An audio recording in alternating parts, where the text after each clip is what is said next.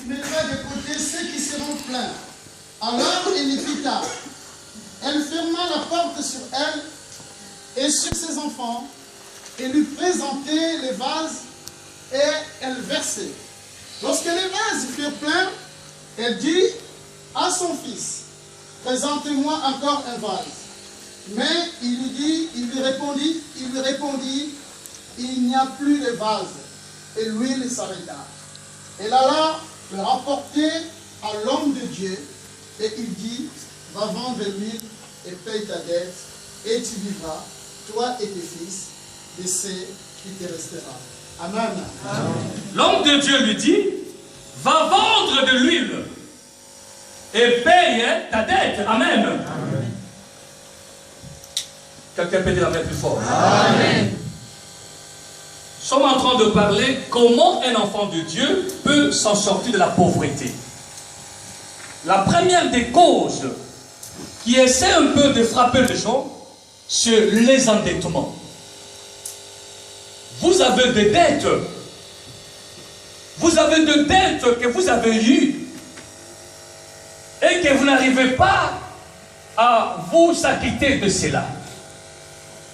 La Bible nous parle qu'il y avait un jour une femme qui est venue auprès du prophète Élisée. Et cette femme, elle a présenté à l'homme de Dieu sa requête. Il dit, écoutez, j'avais un mari qui était serviteur. Et il m'a laissé avec 2 enfants. Et l'homme de Dieu, cet homme, mon mari, quand il était vivant, il craignait le Seigneur. Amen. Amen. Alléluia. Amen. Craindre le Seigneur et la prospérité, c'est 2 choses différentes. Amen. Amen. Je n'ai jamais vu un homme qui rencontre Jésus et qui reste le même, mes frères et sœurs. Si quelqu'un rencontre Jésus dans sa vie, Jésus est capable de restaurer sa vie. Alléluia. Amen. Lorsque l'apôtre Pierre rencontra Jésus un jour, lorsqu'il avait cédé son barque, il avait déclaré que c'est même Pierre qui était le pécheur d'homme. Mais un jour, lorsque Pierre était assis dans l'église, Pierre recevait maintenant l'argent qui entre dans l'église. Amen. Amen. Si nous rencontrons le Seigneur, il ne peut pas laisser notre situation toujours pareille. Non, il est capable de le changer. Alléluia. Regarde que cet homme de Dieu craignait le Seigneur. Mais quelque part, il était pauvre, il était malheureux, à tel point qu'il était rempli de dettes. Et dans les dettes qu'il avait, un jour, il avait le banquier qui est passé. Et écoutez, madame, nous sommes convenus 2 ans pour que tu puisses me payer mon argent. Et je vois maintenant 2 ans se passer. Alors j'aimerais bien prendre tes 2 fils, afin que tes 2 fils viennent me servir jusqu'à ce qu'ils vont rembourser la dette que leurs parents, que leur père avait pris.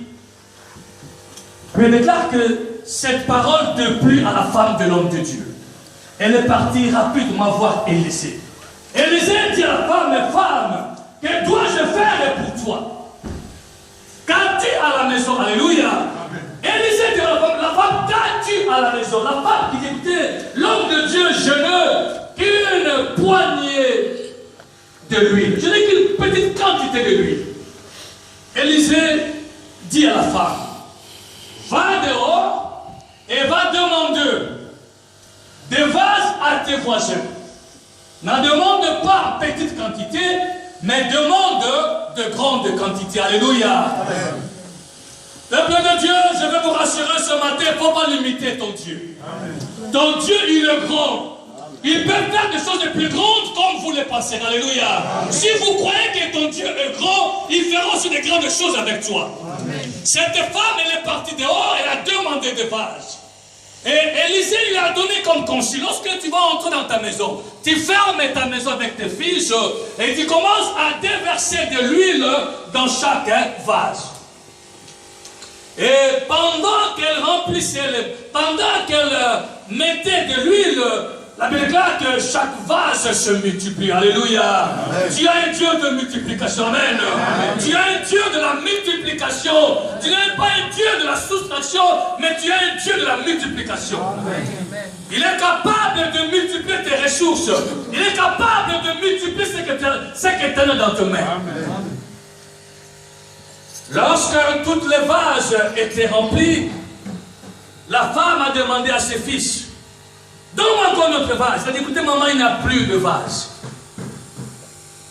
Lorsque toutes les vases étaient remplis, la femme, elle est partie dire à Élisée, l'homme de Dieu, je n'ai plus de vase. Et Élisée a dit à la femme, va vendre de cette huile et paye ta dette. Amen. Et paye ta dette. Et le reste, tu le vivras toi avec tes enfants. Et heureusement que l'homme de Dieu avait intervenu dans cette situation. Si la femme n'avait pas touché l'homme de Dieu, ses enfants devaient être les esclaves des banquiers. Alléluia. C'est pour vous dire ce matin que mes frères et sœurs, nous sommes dans un pays des systèmes. Nous sommes dans un pays où tout est étudié, tout est organisé. Amen. Il y a des gens pendant que vous dormez, et ils sont dans leur bureau, ils réfléchissent c'est comment je vais gagner de l'argent.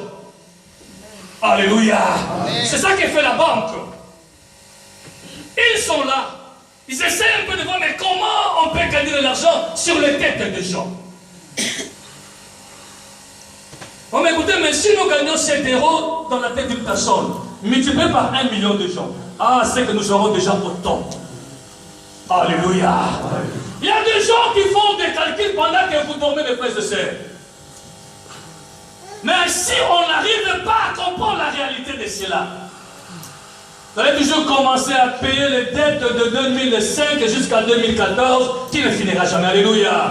Nous sommes dans un pays de systèmes. Nous sommes dans un pays où les choses sont vraiment organisées d'une manière impossible.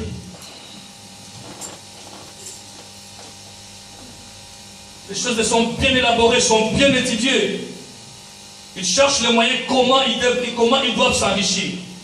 Et pour rendre les autres esclaves, des banquiers sans tenir compte. Voilà pourquoi un enfant de Dieu doit éviter de s'endetter et d'entrer dans le système. Amen. Si vous ne serez pas prudents, mes frères et sœurs, vous entrerez dans le système. Et le système va vous entourer, vous serez emporté par le système sans savoir comment le gérer. Quelqu'un peut dire Amen. Amen. Quelqu'un peut dire Amen ce matin. Amen. Nous sommes dans un pays de système où les choses sont organisées. Vous savez, je ne sais plus, il y avait un moment où j'étais dans la banque de LP,